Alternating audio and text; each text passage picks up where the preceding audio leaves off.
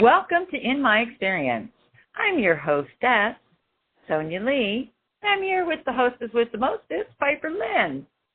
You used my term when I was a flight attendant, the hostess with the mostest. Yes, hello, welcome for joining. Welcome for joining us. No, thank you for joining us and welcome. Great. Welcome for journeying with us. That's a real true statement right there. So we've been talking about a bunch of stuff, and like we always do, we like to just kind of get in the flow of talking with each other, and then we hit the record button. So today... Yeah, so when you jump in, when you join us, you're really like mid-conversation. Sometimes. Depending on where I start this, how far back I go and edit. Oh, this is true. But what we were talking about at the beginning here was the entertainment or the entertaining lives that we created. And we'll talk about that a little bit more. But I had mentioned how I figured if, I was here for entertainment, I wanted it to be enchanting. And then Piperlyne said she had an enchanting story. So I asked her to share that, and then we hit record. So everybody get your cup of tea or coffee and sit around the circle, because it's story time with Piperlyne. Or if you're like me, you have two drinks. I always have two drinks around me. Double-fisted drinker. That's right. One is never enough. Never enough. Sonya chose an intention of enchanting or being enchanted. And I mentioned that I had done that years ago. And I think it was about 2005. And I was frustrated with my love life at the time, which actually hasn't been all that uncommon for me throughout my life. I'm sorry. I know. Well, it's laugh or cry. I was frustrated with my love life at the time, so I chose a intention. I was going to create an intention, and I wanted someone in my life who was enchanted by me. I wanted someone to use that term and all that it meant, because I'd never had anyone say that to me. I don't think I ever really had a relationship where that had been experienced. And so I just threw it out there. I'm like, all right, I want someone who's going to be enchanted by me. And like I said, I didn't know what that meant. So I set that intention, and then where I was working at the time, in the position that I was in, I would deal with a lot of the public. This was not the airline. It was when I worked at one of the local colleges here. And I would have strangers come in to talk to me, not through appointments. I wasn't in admissions or anything like that, but they would just walk into the school, and my door was open. And so I would have a lot of people just sit down at my desk and start talking to me. Mm. And so it was just a thing that happened. And so one time, this lovely gentleman came in and sat down at my desk and started chatting with me. And he had recently moved from India. And so he was this lovely Indian man with an absolutely lovely accent. I love the Indian accent. And love accents. Yes, absolutely. So he had come in. His brother had been living in Phoenix for a while, and he decided that he wanted to come and move. So he was visiting and checking it out, and for whatever reason, he walked into the school, and for whatever reason, he sat down at my desk and started talking to me. And just shared wonderful stories of his experiences in growing up in India. And he was funny, and he was charming, and he was at least 30 years older than me. Oh. And? No. So he would come and, he would talk with me, and then he came and visited me, I don't know, maybe 4 or 5 times over a period of time. And the second time that he came to visit me, which was within a week of the first time, and he would just come to talk, he told me that I was the most enchanting person that he had ever met. And I love it. And I was like, how interesting. So he was enchanted with me. And then and he would tell me that with every other visit. And then he started bringing me gifts after that. And they were just small, little, lovely things, like, a flower that he had picked along the way. And it was just wonderful. And then he decided this was not the place for him to be. So he was going to be going back to India. And so the last time he came in to see me, once again, continually telling me that I was enchanting, he brought in gifts for me from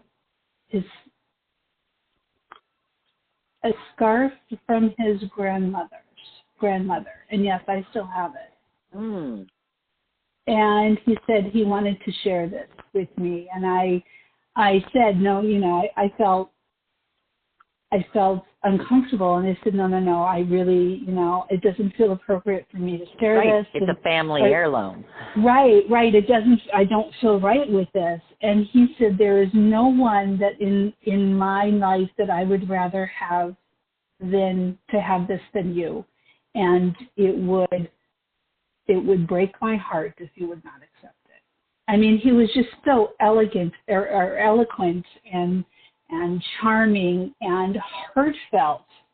And so I accepted this gift, and he asked if he could give me a hug. And so he gave me a hug, and he left, and I never heard from him again. Oh, wow. And I just find it, so I'm assuming he went back to India. And so I find it interesting how the universe brought someone in to allow me to experience someone finding me enchanting. Uh-huh. And then they left. Uh-huh. And, and he even said, he's like, I don't know why I came in. I don't know why I came into the school. And so the whole experience was enchanting. And I will always remember that. And it was also a lesson to me that maybe the kind of relationship I want if I'm looking for a real long-term 3D relationship or functional one that will last on this earth, maybe enchanting isn't the term for me. Well, yeah, there's that adage of be careful what you wish for, right?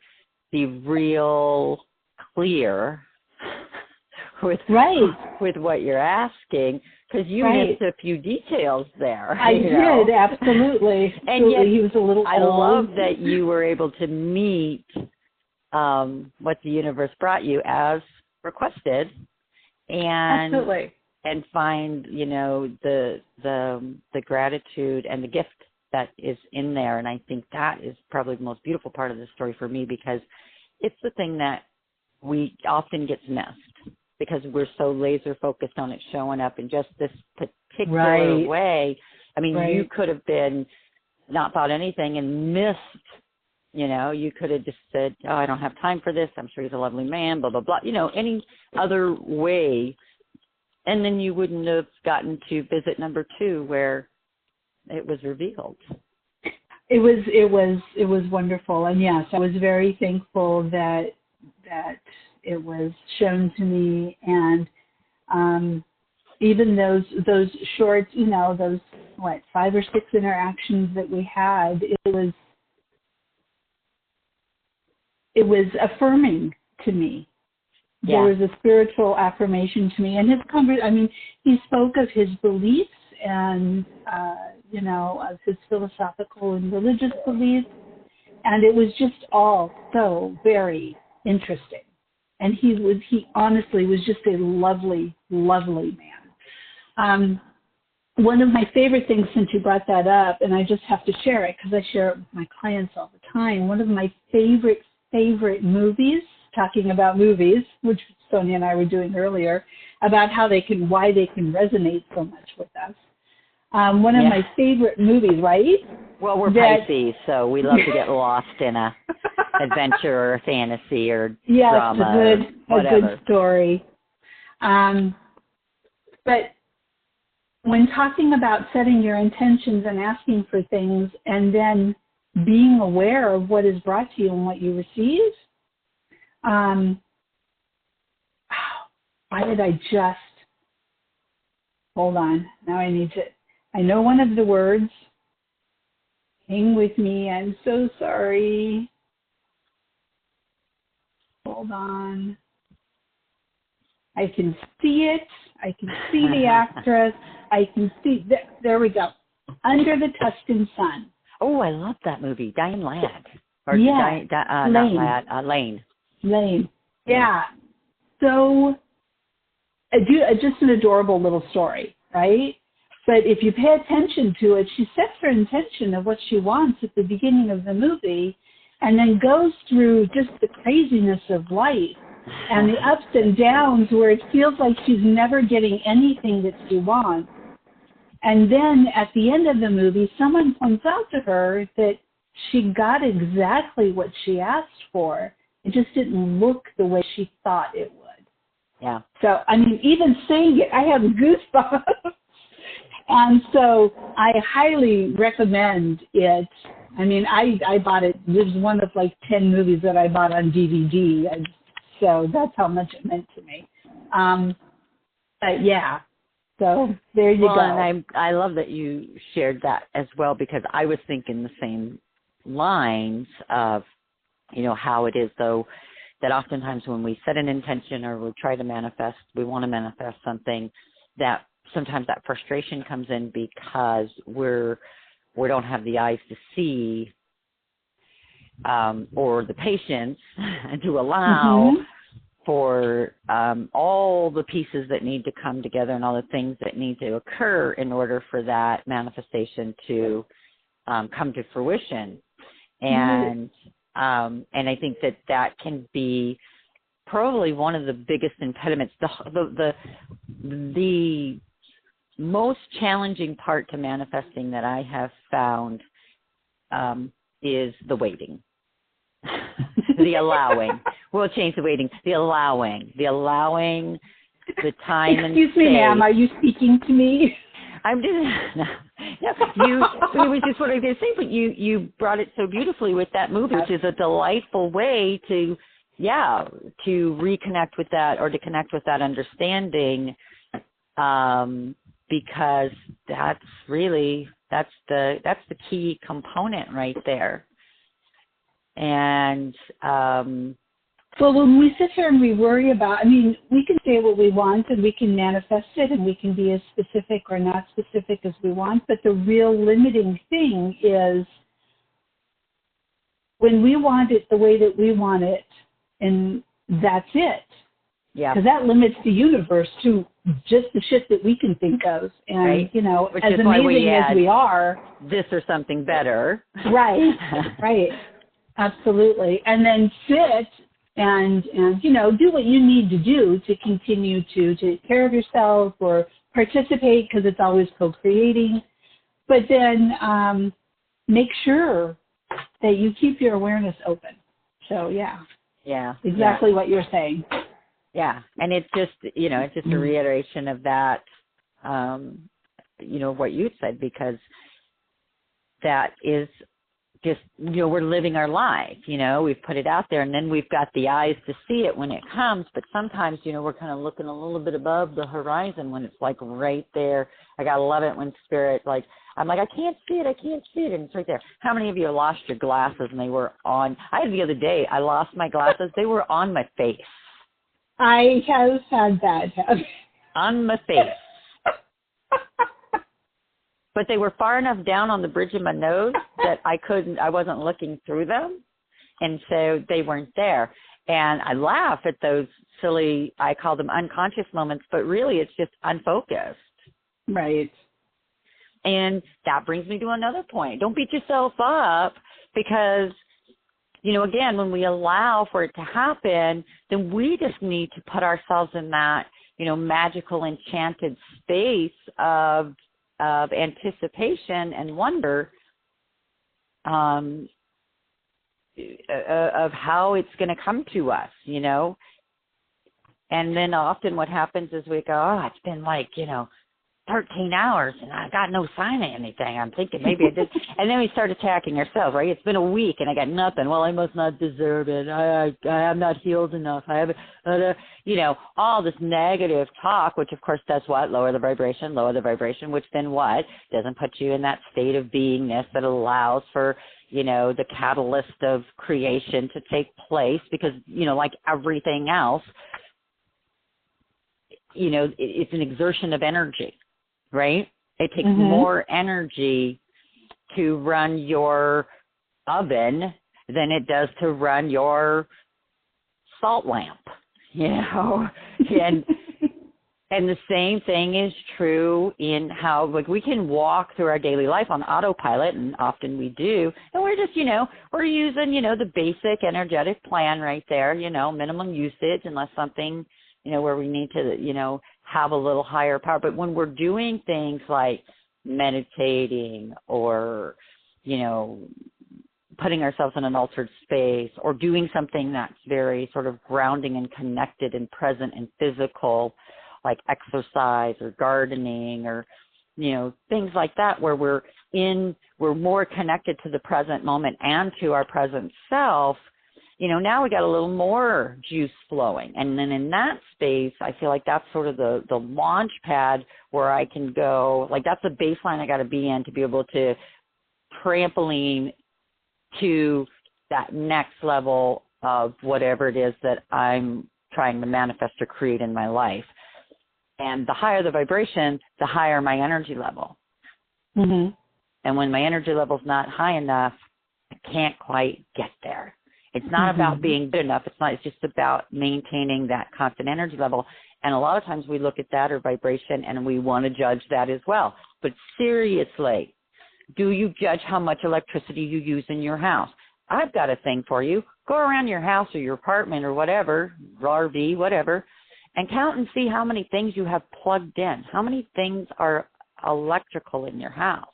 How much energy is being used and generated in your house? I mean, that's just one example of a way that energy is used that we don't have any emotional attachment to. Unless you're my husband. He gets really emotionally attached when you leave lights on and walk out of the room.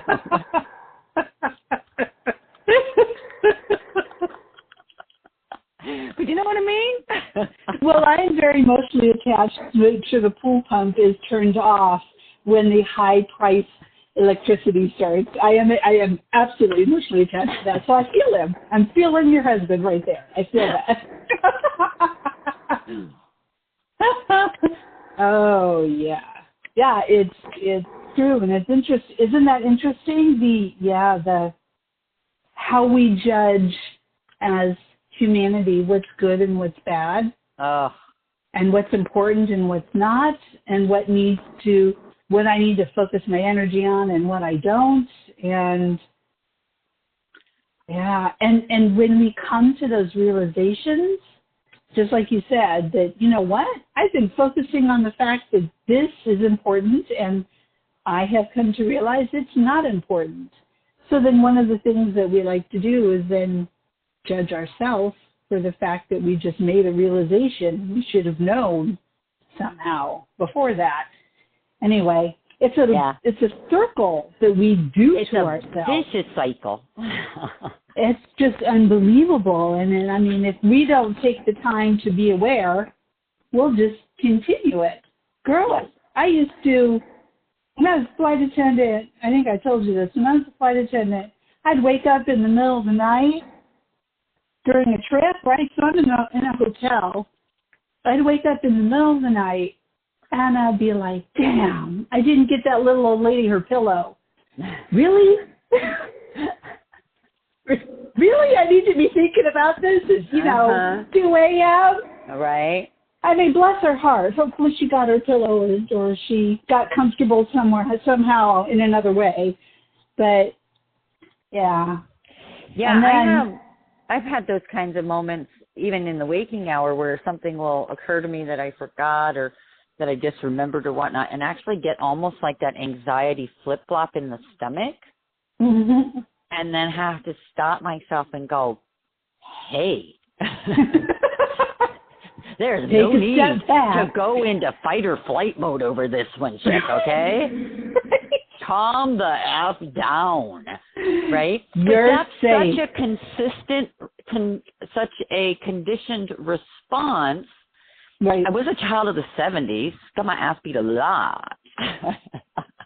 And you learned, right? You learned how to shift and bob and lob and parry, and throw your siblings under the bus. So, but nonetheless, that call to action, that alert, that, whatever. And so, they call your name out, especially when they say like your full name, then your ass is in trouble. And you're, and you just react. And when you do that, and yes, some of these things, like I can remember with my kids, scaring the crap out of them when they would cross the street without looking. And, okay, yeah, they learned, but why create that extra anxiety? So with my grandkids, I teach them as a game, freeze, right? Gigi says freeze, we freeze, right? And then the winner is who can stay frozen the longest, right? Can you listen? It's like Simon says. So when we come up to a sidewalk, I say freeze, they stop. It's a game. But that's a beautiful example, right? But until I learned it, I didn't know. I just knew when I was in my 20s, I have 4 kids, and if one of them died, somebody was going to be pissed at me. So I did what I had to do to keep them alive. Right. And now I know that's so valid, and it's so, thank you for sharing that. That's so valid. I think we do that all the time in different ways, with ourselves, with others, and using fear to address, or thinking about, oh my God, what could happen, to try to use fear as a motivator for ourselves even, right? Right. And then we just set up that anxiety response. Well, I'm going to share something that might get me in some trouble in some real estate worlds, but maybe not, because I think most people are wise to this now. But when I first got into real estate 15 years ago and I became an agent, recruiter, and trainer, one of the things that, we would talk about, 2 things we talked about: flow time, which is floor time.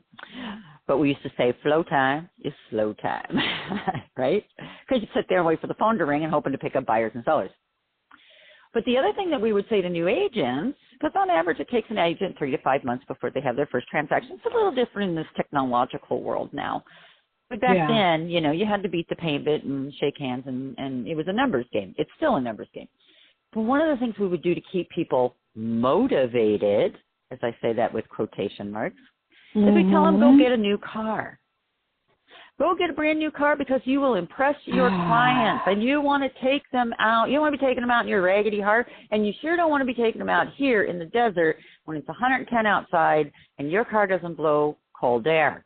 So if you want to be a professional, if you want to look the part, if you want to, get those high quality clients, then, you need to go and, present yourself as such in the way that you, the professional manner in which you dress, what car you drive, right, and then the training that we're going to give you so you can put your best professional foot forward.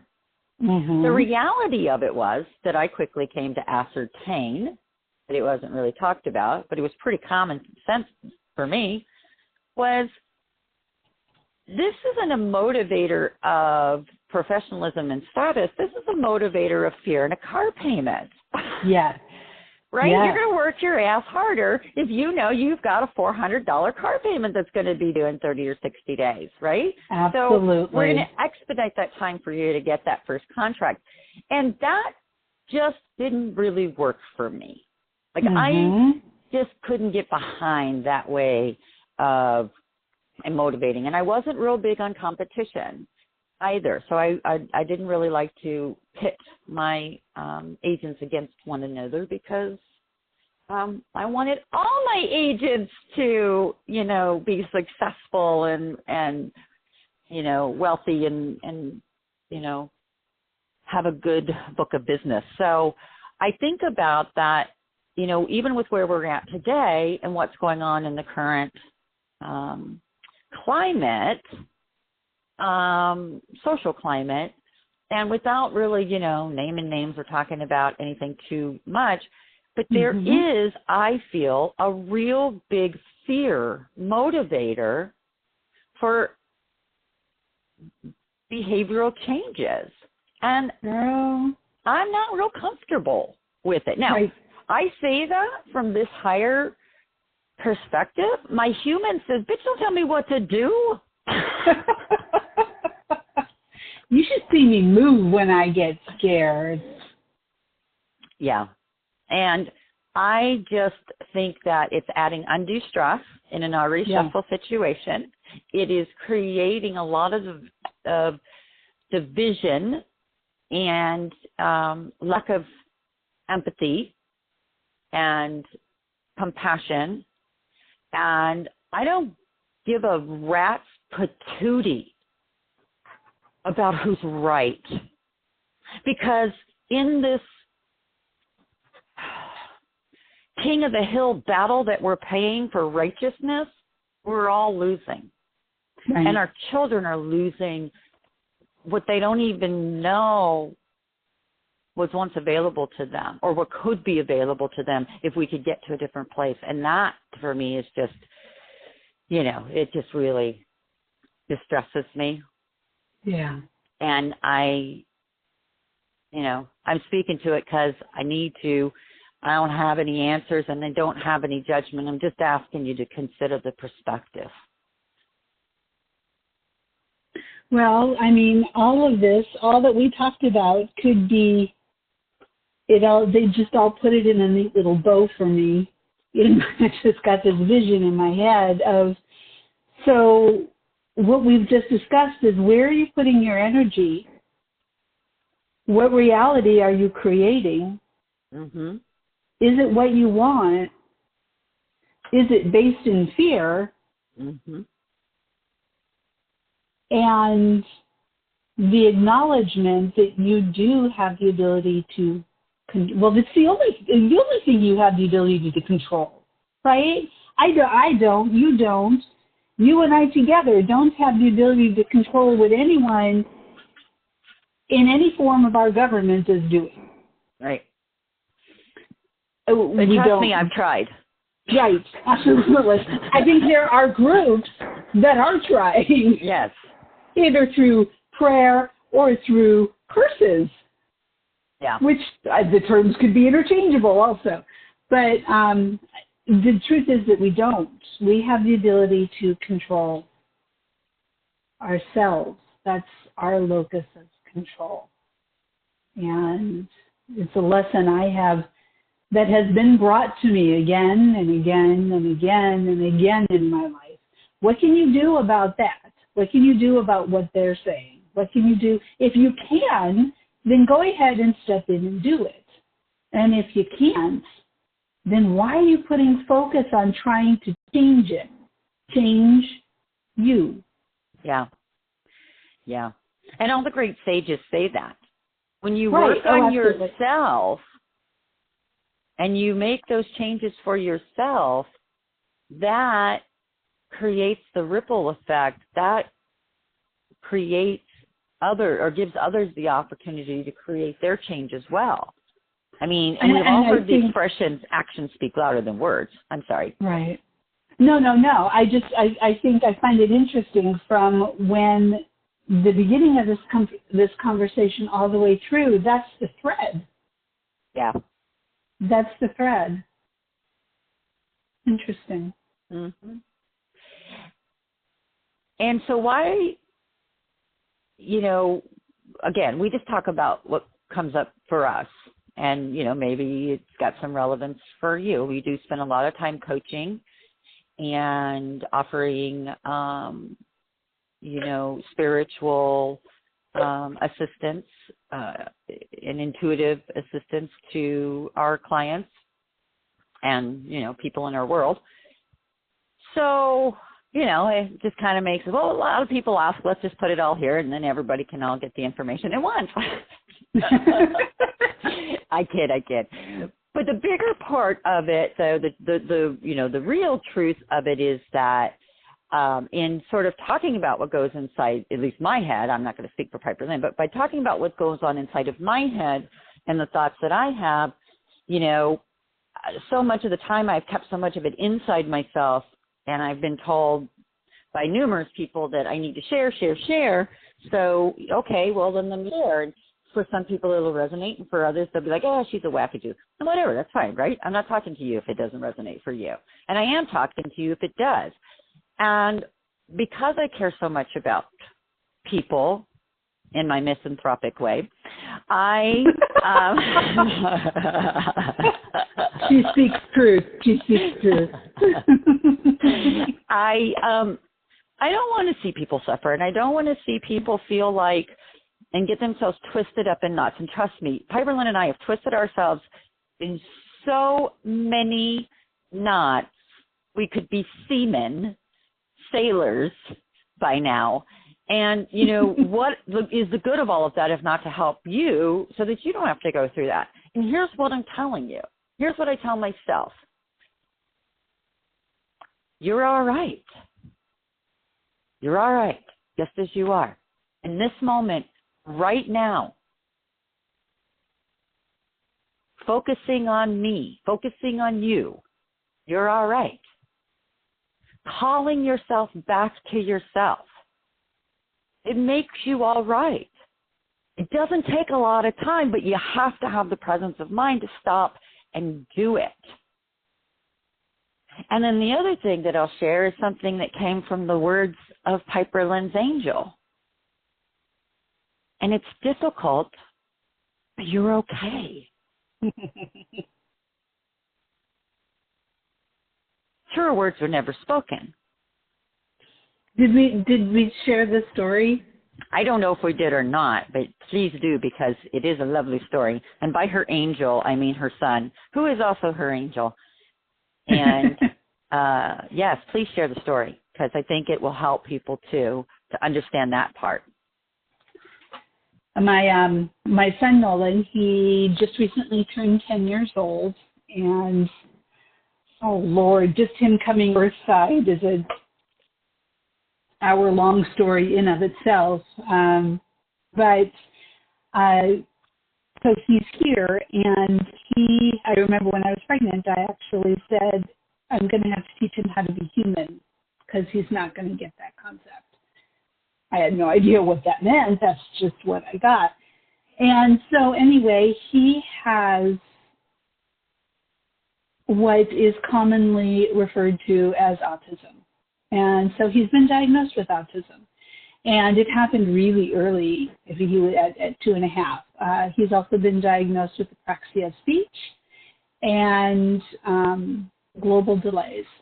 And there's a very specific reason why I say he's been diagnosed as such. And that is simply because he does meet the medical definition of those diagnoses. But that doesn't define him, and that doesn't define him. And whether he continues to meet those medical definitions of those diagnoses, or there are other things that occur in his life, I don't know, and I don't claim to know.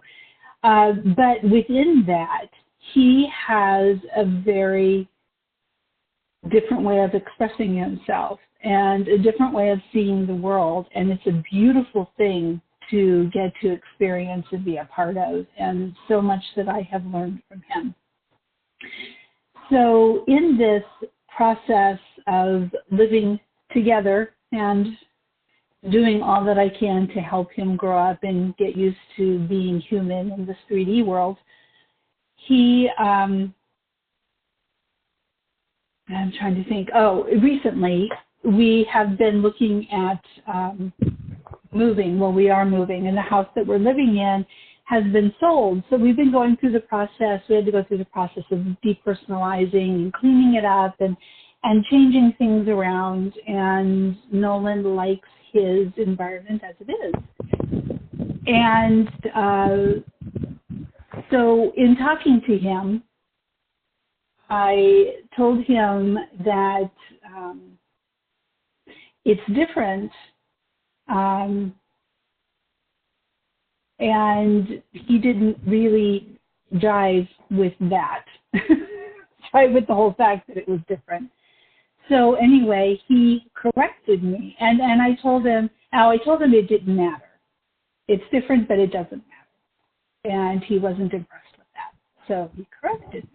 And he told me that it's different, but I'm okay.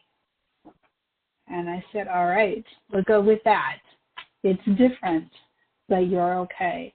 And so this is a term that he has used now to remind himself that even though things are different, and there's been a number of changes since then too, that even though things are different, that he's still okay. And it comes to this place of the core of feeling safe. And I mean, he came in 13 weeks early, premature. He was unbelievably sensitive in his isolette. It had to be covered. They had, there was signs that we had to be quiet. Even I couldn't talk to him. I could hold him, but talking to him, he would he would react strongly to it. He was so sensitive. So feeling safe on this physical earth has been a challenge since the moment he was born. And so, yeah, it's different, but you're okay. I love that so much. And, so many of these young souls that are here, and some of them may be driving you insane right now, but that's okay because they're different. He is different. And they're not supposed to fit into our way of living. They're supposed to show us a new possible way of living if we choose, because we always have choice. But I've known since my soon-to-be 30-year-old, so I really noticed the difference, probably about 1990. A lot of people say it happened around 1987 after the harmonic conversions, which began the 25-year countdown to 2012, and blah, blah. But I've seen, because I've been fortunate to have one in, the 80s, the 90s, and the 2000s, that, as well as one that I got to call my own from the late 70s, that they each sort of, because you can't really call them generation, but that's what it feels like to me, that each version has, and for a lot of us, some of us have taken them from indicas to crystals to rainbows. Pretty much anyone born after 1987 I consider a rainbow. I'll just call it like that. So these rainbows have, different levels or layers to them as well. And we've noticed over the last, 30 years or so, that heightened sensitivity too, right? Like my kids were sensitive, like I was sensitive, my kids were sensitive, my grandkids are super sensitive, and, who knows what their children might be like, right? Right. They'll be floaters instead of walkers. I don't know. But we look at, and again, this takes us back to what we were talking about before too, right? About the fear factor. Yeah.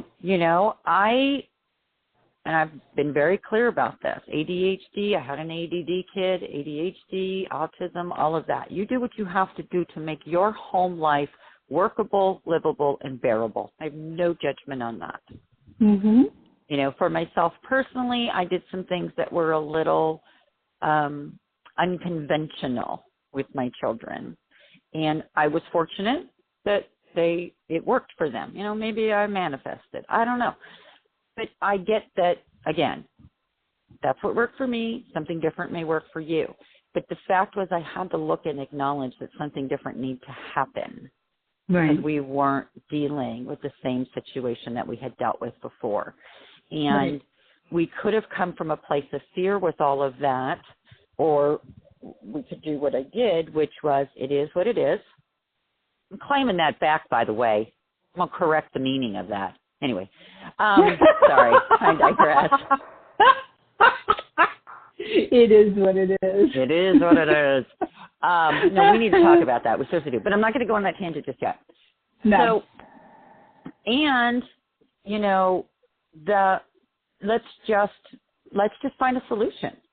Let's turn this into, and I love, like, a lot of things now, they talk with kids and they say, that's just your superpower. I love that. I wish I had thought about that with my kids. They were so mad for superpowers. But see, I didn't have the knowledge to call it a superpower back then. I just had it, you know, the ability to be able to say, yeah, you're different and unique, and there's nothing wrong with that. So just because things are different doesn't mean you're not okay. Doesn't mean everything's not okay. Doesn't mean life's not okay. So if you can allow yourself, when something different or strange or odd or uncomfortable shows up in your life, to not immediately clench your butt cheeks, you know, and get the you know, the jaw or the gut clench, and just go, I wonder what this is about. Maybe it'll show up differently, or maybe you'll interpret it differently. If we keep recycling the same tired fight or flight reptilian responses, limbic responses, to everything that is different. To everything that is different, how in the hell are we going to ascend? And that's for my spiritual people. Riddle me that. Because there's a lot of dissension in that community right now, too, that's just got me going, what? Like my dog ears are going, oh, I don't get it. Yeah, you should have seen the move I just made. I literally did the flipping dog ears. Yes, and the little head, yes, she did a beautiful job of the dog look of. Do you know what I'm talking about, though? Absolutely. I don't have dogs. Everyone knows that look. They're like, huh? No, I meant about the spiritual community. Oh, sweetheart. Oh, I mean, I'm talking about, like, I'm even just talking about, like, our local community. There are some big name players out there right now that are turning on each other. Do you not understand that is the, you know what? Then that is where, they are. Yes, that is where they are. And that's not as a judgment in any way, shape, or form. But you got to anytime. You got to check yourself before you wreck yourself. And with this Mercury retrograde, there's going to be some terrain wrecks. Yeah. And I'm hoping I'm not one of them. Tell me about it. I'm trying real hard. Yeah. And you know what's so funny, though, as we talk about all of this, I just had an interesting thought. It makes me wonder if part of this isn't us invoking our saboteur archetype. You know, we were talking about archetypes last week. I mean, there's the victim here as well. But beneath the victim, because I think that's just too easy. That's just the trigger point. What's triggering the victim? The saboteur. Whether you're sabotaging someone else or yourself, or being sabotaged. The whole, it comes into play. I keep hearing that Marianne Williamson statement is the fear is that you're not good enough, and I'm slaughtering it because I can't remember the exact term, their words, but the fear is that you're not good enough. The fear is that you is how much you are. Right. You're way better than you could ever. You're so capable and worthy and high vibing. Come on, people, we're high vibing. Like, how many times do I have to, like, tell this to myself? I'm talking to myself right now. How many times do I have to say? Self? They don't. Listen, if you're below 4'6", you can't ride this ride. Okay? You got to be 4'6" or taller with your spiritual beingness, or you can't come to Earth. You know, it's just like Disneyland, just like Legoland. You got to be a certain height and a certain weight to be able to ride this ride. Right? We are ginormous, gigantic, massive, heavyweight fighters. Oh, my goodness, so much. And we just have to stop fighting. So much more than we think we are. Our deepest fear is not that we are inadequate. Our deepest fear is that we are powerful beyond measure. It is our light, not our darkness, that most frightens us. You cut out on that last sentence. Oh, it is our light, not our darkness, that most frightens us. And isn't that the truth? Because what is everybody focusing on right now? Not the light. No. Sorry, I just called a shot across the bow. What? I just fired a shot across the bow. Oh, gotcha. Duck! So I don't have a very good, it's a water cannon. I don't have a shotgun. 4. But what's the focus?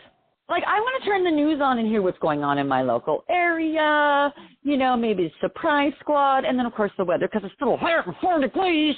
Sorry, it's still 104 degrees in Phoenix on October 5th. Oh, yes. And it's just fear and doom and gloom and boom. Well, we need to know this information. We must not. No, we don't. Because I'll tell you what, I got some information I think you need to know, and I guarantee you once I start talking about it, you're going to go, I don't need to know this. Because it happens to me all the time. Gotcha, sucker. Now the next time I talk to someone and they say I don't care, they're going to remember this moment. This moment. No, I do think that's true, that there is so much going on, and there is this fear of not knowing everything that has been perpetuated by ourselves and our social media usage. And yes, I get the irony of talking about the negativity of social media while we are using social media. So just throwing it out there, totally get it. Moving on. Now we're Care Bears. We are beaming Care Bear light into this. I got some pink light with gold ribbons coming out right here, right now, kids. Hey, so I'm glowing red right now. It could be a hot flash, but I'm glowing red. Oh, God, I love those hot flashes. Yes. So, now I can think about it as a hot flash.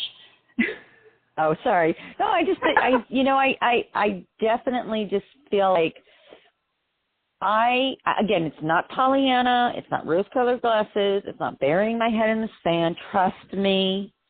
If you think and you want to challenge, let's have that conversation. I love to have that conversation. Most people don't, but I do. I'm telling you, I know what I need to know, and I know what I don't want to know because I allow it to come to me because I don't have any other choice. I'm an observer. And I also know when I've had enough, and I can pick up the remote and I can turn it off. I can change the station. I can go find something to fill my cup back up after, I've had that, soul-sucking moment. And I literally feel this energy in such a crazy way now. People are going to think I'm insane. But I'm going to share this because I'm sure there are a lot of people that are feeling this too. You can feel the energy around you so much more palpable, and it's like walking through a fart. 1 second you're fine, and then the next minute you're like, oh my God, what is that? Except it's not a smell, it's a feeling.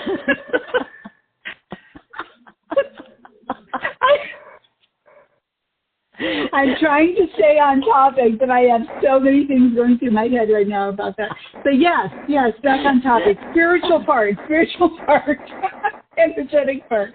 Okay. No, I hear you and I feel you. I hear you and I feel you. Absolutely. So, you can only be responsible for yourself. So the being responsible for yourself is taking the appropriate action in the moment to shift and continue to be where you know you can be, I'm not going to say what's best for you, to be where you know you can be of most use to yourself and to others. Because so many people feel like they're, on some sort of crusade. Okay, there. Put your vibration where you can be of most use to others and yourself. Because that's what I do. And I don't get it right all the time. But that's my baseline. And when I go below it, I got to accept and own that I'm making the choice to not be the best that I have chosen to be with my life at this present moment. It could change tomorrow. I could say, screw this all, and I'm not doing the show anymore and go live up in the mountains somewhere. I'm just saying. But for right now, for this moment, this is my commitment. And I kind of feel like they're going to make me stick to it. So that probably won't, that last part, just ignore the last part. That probably won't happen. And if you go up to the mountains, I'll just chase you down. Right. We'll be frolicking in the mountains. That's right. That's right. Well, I think that, and Sonya saying that she finds her, she hits her limit, whatever that is, and then she's done. And I will just say, as a friend of Sonya's, she's not lacking in knowledge of what is happening in the world. And I think that's part of this too. I mean, I know that has been a balance for me, right? Well, what if I don't know? Right. What if I don't know? Well, Sonya's not lacking for knowledge of what is going on in the world. So and yet choosing not to ruminate in it. You can look at the cesspool. Right. So isn't that interesting without having to go, oh, I need to go bathe in that. Right. And whatever that is for you and for me and for her, and she's clear on what that is for her, and she honors that, and that's beautiful. And she's not lacking in knowledge. So this fear of missing something if we don't see everything that comes out is part of the addiction of social media. Yeah. It's not a reality. Yeah. And it's an inner saboteur at work. You're looking for ways to sabotage life. Yes. And that's death. And it doesn't work. Well, it's just death. It's done. It's over. Finite. Sorry. So there. No. It's just such interesting times. And for me, I just, because, I've done, and again, this is not me judging or bragging. I'm just saying I've done a lot of work. I've been in a lot of places. I recognize where a lot of people are right now. I see that me in them. So I have huge amounts of empathy. And if I empathize long enough, I can be right back there with you again. Which, right. I got to be careful. And I also know, looking back on those times, I struggled. I suffered. And because of my resistance, because of my clinging, because of my ignorance, because of my fear. Mm-hmm. And when I see it happening here now at a global level, and I say to my people, this is killing me because I just can't bear this, And then they're like, calm down. And I'm like, okay. And then we talk about what can we do. And really the only thing I can do is share my own experience. All you can do is share your own experience. And maybe something in there, we'll get through the resistance. We'll get through the, they're full of crap. We'll get through that's easy for you to say. You don't understand my life. We'll get through the, I don't care. If anyone ever listened to Chicken Soup with Rice. I'm really Rosie. There's a video from the 70s that I raised all my kids on. Anyway, and there was once a boy named Pierre whose favorite phrase was, I don't care. Oh, yes. You've told me this story. That's right. I love it. I love that whole story. In fact, I used to sing that quite a lot on those times when my mind wouldn't shut up and leave me alone. And those are the kind of troubles I've seen. And I just, we, well, we think we're hilarious and we think we're pretty, bright and shiny stars. And so, that gives us the confidence to get on here every week and talk like we do. We also feel called because, of our fishy status to lose ourselves in the collective, to sort of fall back, if you will, into the trusting arms of all of you. So I hope when you listen to us every week, you hear that.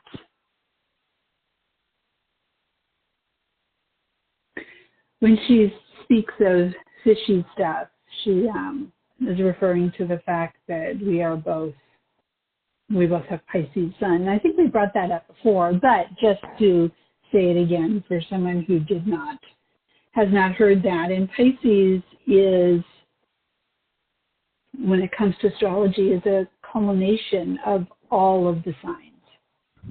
So you can meet a Pisces person who could be literally the perfect example of any other of the 11 signs out there, depending on a lot of different things.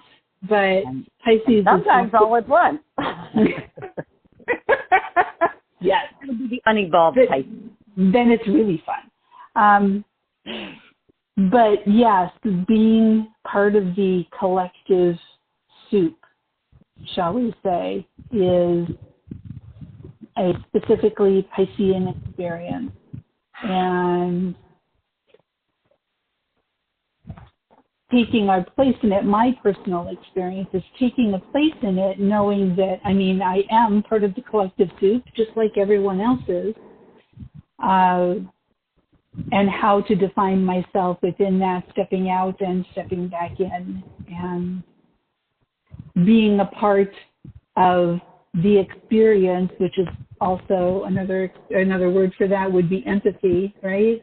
Yeah. Feeling all of it, and understanding other people's point of view, even when it's so very different than my own. I have periods of time where I'm like, I get it. I got that. Like, there'll just be a moment of something, and I'll feel it. I will experience it to the bottom of my heart and the bottom of my soul. And then in that point, I can completely, fully, and totally understand why someone is saying or doing something that they're doing, even though I disagree with it with the core of my being. Not that they're doing it, but I don't agree that it's not a choice I would make, which I have said probably all of my life. I've used that term. This is not a choice that I would make. This is not a choice and it's not a judgment. It's understanding that I am me based off of my experience and what I see and understand and know. That's not a choice that I would make. It does not mean that they shouldn't make it, because I understand from what I understand of their experience, of what they see, what they know, what they've been through, it is a choice that they would make, obviously, because they are. And it's easy to get, for our empaths or fellow Pisceans, it's easy to get lost in that. Oh. Right? It's easy to get lost in that. It's easy to get it. Jumping into the mosh pit at our concert, man. You just like, right. Let's do it. And you can just write it. And it's the conscious going back, kind of tying in everything that we've said. It's the conscious awareness and the decision and the choice to either play along with the game that everyone else is playing, or to step outside of the game and say, okay, I see that, I'm aware of that, I understand that, and I'm choosing not to participate in that. Yeah. Maybe I'll participate in others. So not that. I find so interesting about it, too, is, we went from this, like, very sort of conformity, everybody be the same, like historically, right? And then we hit like the 50s and 60s, and then, and not that there weren't other periods of rebellion and, forward thinking and progressiveness and those sorts of things. But in my lifetime, that is the most sort of relevant example, right? Mm-hmm. Freedom, civil rights, ERA, all these different things, right, that we went through and so many battles fought to get there. And then I look at that date and I feel like it's like we attained it, we achieved it, and now we're tearing it down, we're dismantling. And I'm not saying that was the right way. I'm not talking about the meat in the casing. I'm just talking about the casing, okay?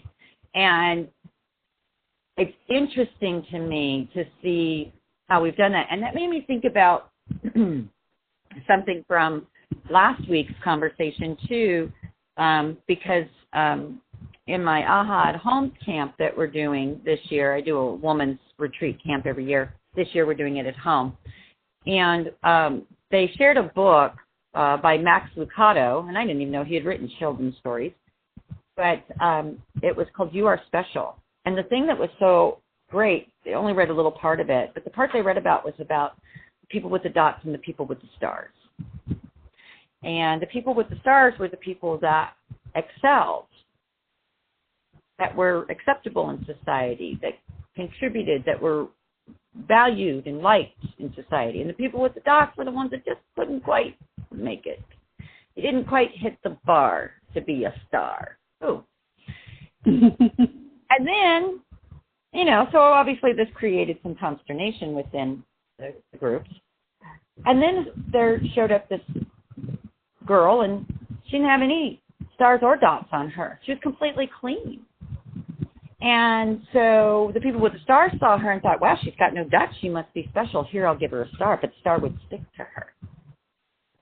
So then they shunned her.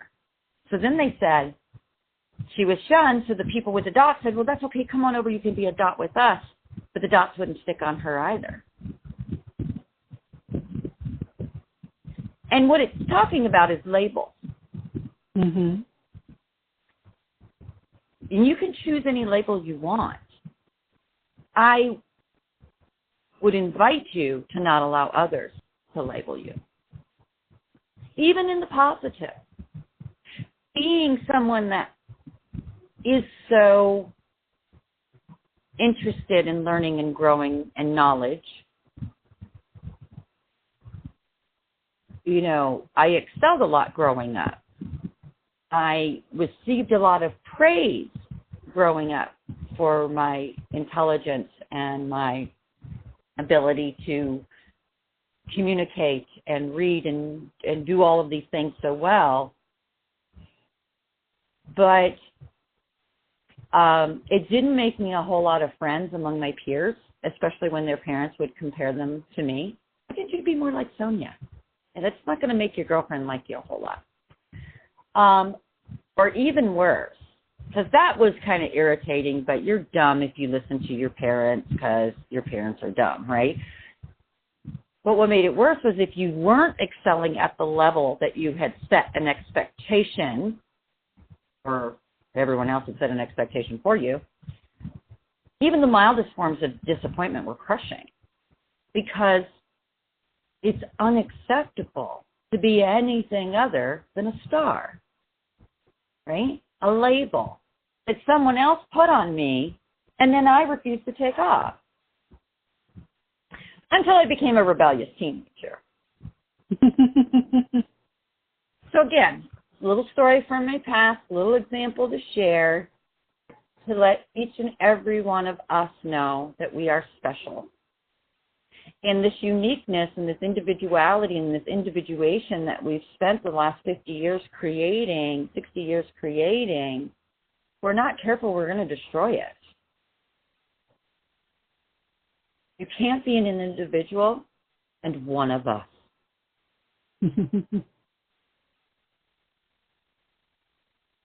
all I got.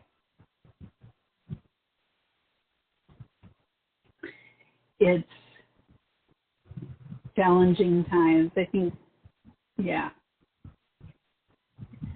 Because when you're an individual, then you're responsible for you. 110%. And what you're going to do, and yes. And the labeling is one of the reasons why I say what I say regarding my son, that he has been diagnosed with. And whatever becomes of that is whatever becomes of that. Right. So, anyway. I believe in miracles. Miracles aren't miraculous. They're magical. They're magical. Not mystical.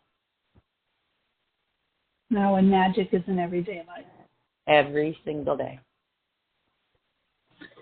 All right, honey. Well, I think we're good. I feel complete. Yeah. I think we have reached an end point. So, well, you want to close this out? Yeah, I will. Thank you for joining us for episode 3 of In My Experience with Sonya Lee and Piperlyne. And we are on Podbean. We are creating videos for YouTube. You can find our website at inmyexperience.life. You can email us at inmyexperience1111@gmail.com. Let us know what you think. Maybe let us know what you're interested in talking about or hearing about. Any questions that you have, we will answer you. Make sure to subscribe so you don't miss any of our good stuff. We plan on continue posting every week on Tuesday. Sometimes it's Tuesday night, but it's still Tuesday. Tuesday. That's right. And so, yes, please like and share with others. And we're just excited to see where this goes and what happens. We are open and flowing and guided through this whole process. So we'll be talking to you soon. Again, thank you for joining us. Take care.